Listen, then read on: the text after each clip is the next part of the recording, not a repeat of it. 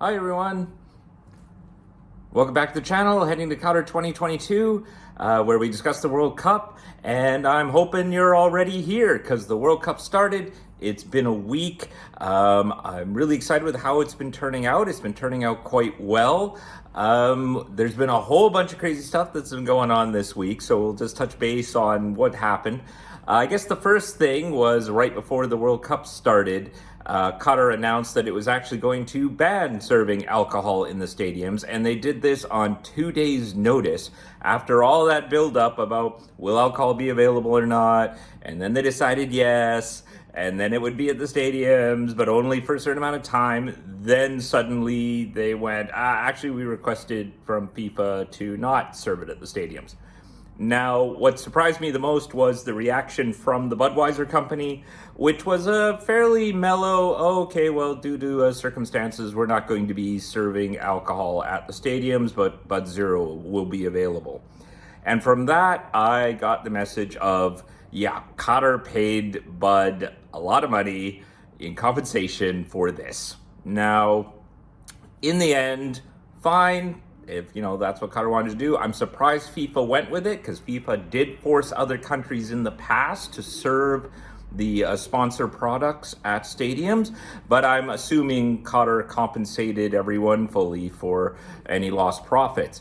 Qatar is a reasonably strict Islamic country. Alcohol is available here. You can get it there's one liquor store and you can get it at some hotels, but I could see that Qatar was still very hesitant to allow sort of this mass consumption of beverages at the stadium, probably also to avoid problems, and also because a lot of Muslims have come here for the World Cup, especially from Saudi Arabia, but also families. I see a lot of kids when I'm roaming around or when I'm going to games, people bringing their kids and so forth.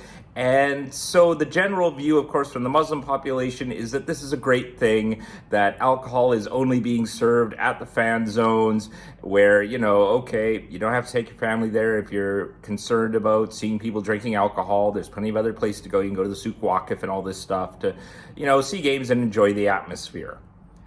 Now, I did get to go so far to 2 games, one of which was just out of the blue.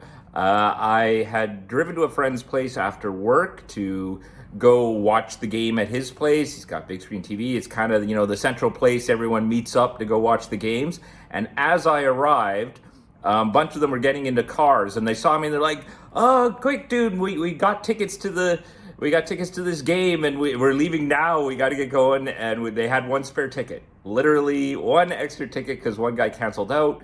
So I pulled up, got out of my car, and basically jumped into another car to go to the game. And that wound up being the Senegal versus Netherlands game. I believe it was the second game. It was held at Al Thumama Stadium.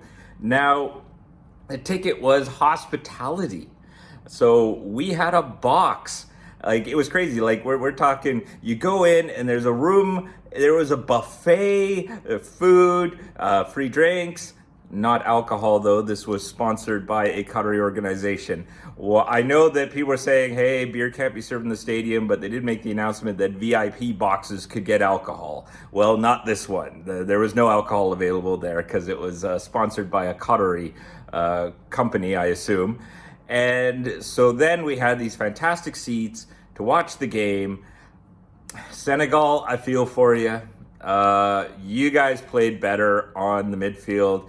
Just couldn't get the finishing, and I feel for you. We were rooting for you in the end. We thought you deserved at least a draw. At least a draw. It's just a shame that you lost a couple quick goals right at the end, but you played really well. I hope it goes well against Ecuador. Fortunately, I'm hoping it's not going to go well against Qatar, but we'll see. Maybe by the time I post this video, we'll find out, because I think the game's in 3 hours time. So yeah, we'll already know the results before I post this video.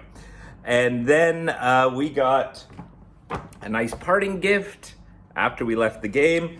I have not opened this yet, so we're gonna do a nice unboxing here of this gift. So it's a box. It opens here. Oh, Okay, so we have, this thing's gonna fall out. In this lovely box is a commemorative plaque. That's the stadium. And what does it say here? This must be the game. Yep. Senegal versus Netherlands and the date. It's metal. Nice. Okay, so there we are. Nice commemorative plaque for attending the Senegal-Netherlands match. All right, well, that was really cool. I also got to go to the first Canada game, which I had tickets for in advance. Wow. I mean, Canada playing Belgium. Belgium was ranked like number 1 or number 2 in the world. At the time we were heading to the stadium, Spain was absolutely demolishing Costa Rica. The game wound up being 7-0, I think. And I was just sitting there kind of going, boy, I sure hope this isn't an embarrassing game because, you know, no one's expecting Canada to win. We're kind of all, even back in Canada, I think everyone's just kind of expecting, hope you do all right, make it competitive, and then you'll have done a good job. Wow, could not believe how well they did. Absolute tragedy that they did not win. They really should have. But the fact that they were dominant throughout the game against Belgium, absolutely amazing. Really proud of you guys. If any of you are watching, you did a fantastic job. It is a shame you lost, but really, you know, no one could have asked for much more than that. You guys did amazing, and now the other teams, Croatia and Morocco, definitely worried, and I'm hoping the next game goes well. I got tickets to that. That's Canada versus Croatia. Other news from the week, Argentina, Saudi Arabia. Wow. I didn't get to go to that game. I didn't have tickets. Those are very hard to find as it was because there's so many Saudis here.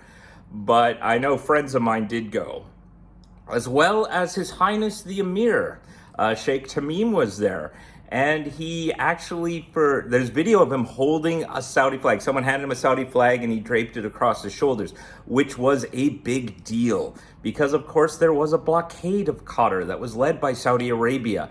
And yes, you know, that ended about 1.5 years ago. And okay, everyone seems to be friends again, but really were they? But no, on that sign, everyone's like, yes, clearly Saudi Arabia and Qatar have buried the hatchet and everything is cool.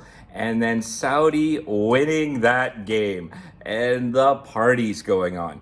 Now, my guess is tens of thousands of more Saudis have arrived here or are coming here. There has been some press about how the stadiums are apparently sold out, but it seems to be around 90 to 95% capacity. Like they're announcing a certain amount of tickets are sold, but yet there's still some empty seats at games. And I suspect a lot of that is Saudis who now trying to get to Qatar, even though they don't have Saudi tickets for the games, but are trying to come to Qatar just to join the party, hope their team wins. The celebrations will be all over the streets. But of course, they can't enter the country without tickets. They have to have tickets to games to be able to enter Qatar. So they're going online and they're just buying a ticket to anything, any match, and they don't care. They're probably not even planning to go. Just get the tickets so they can come into Qatar. And I suspect that's what's starting to happen because there are a lot more Saudis here now and more are trying to come in. And that next Saudi match is going to be insane. Which was great because it helped to offset the very unfortunate Qatar match versus Ecuador.